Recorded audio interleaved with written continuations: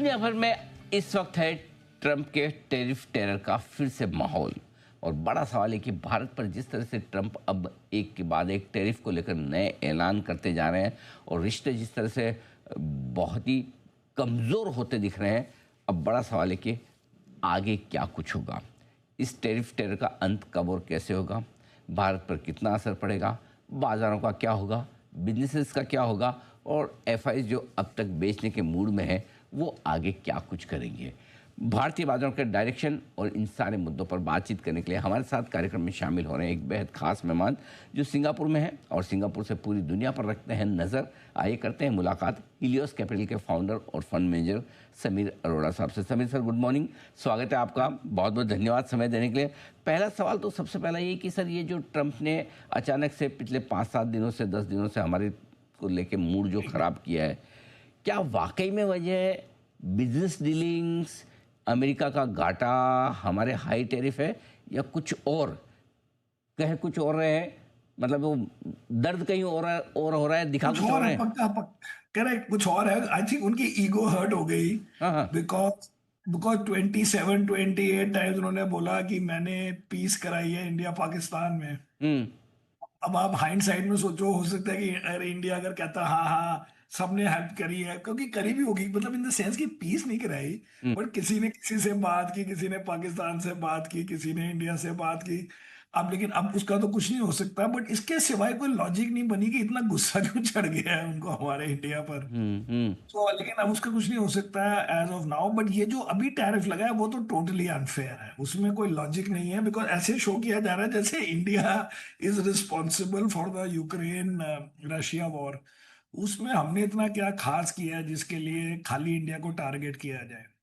तो चलिए मान लिए कि उनको क्रेडिट नहीं दी, अगर वो पहले मतलब एक तो हर चीज़ में उनको मैं ही सब कर रहा हूँ, मैं ही सब कर रहा हूँ, ये प्रॉब्लम क्या है? अगर वो नहीं करते, पहले ट्वीट नहीं करते हैं, हो सकता है अपने भाषण में कह भी देते मोदी जी कि भाई इन्होंने भी मदद की, चलो इनका भी सबने नहीं, पता क्या है, जैसे कह सकते थे कि सारी कंट्रीज ने, दुबई के राजा ने, करेक्ट। वो सऊदी के राजा ने, सबने अपनी अपनी तरफ से कोशिश किया, थैंक यू टू एवरीबॉडी, ऐसी गोलमोल। लेकिन अब वो हो तो हो गया, उसका कुछ नहीं हो सकता।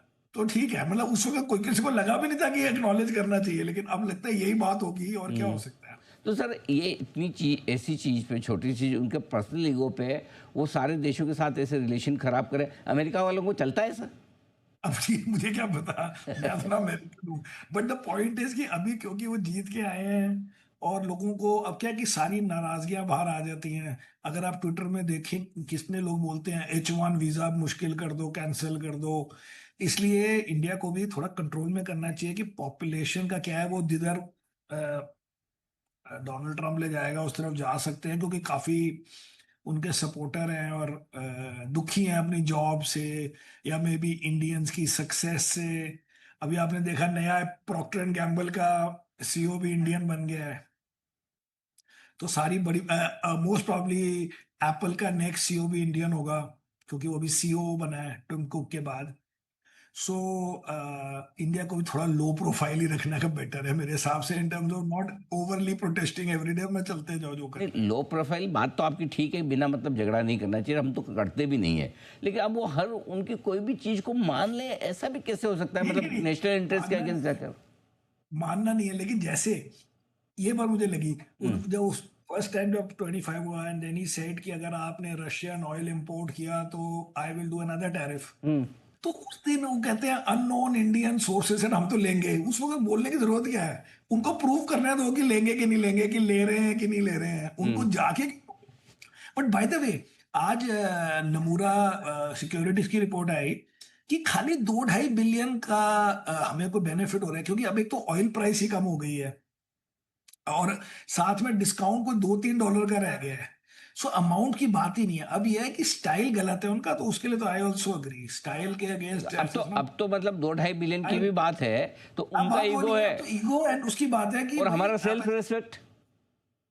सॉरी, उनका ईगो और हमारा सेल्फ हाँ self respect. Respect, that's what I am saying. अब तो हाँ सेल्फ रिस्पेक्ट की बात हो गई है। हाँ so even I agree now कि अब कुछ नहीं हो सकता, अब बस आगे ना बढ़ाने की कोशिश करो। ये जैसे ट्विटर वगैरह में लोग बोलते हैं बॉयकॉट कर दो यूएस कंपनी को, डिजिटल टैक्स लगा दो, वो सब नहीं करना चाहिए।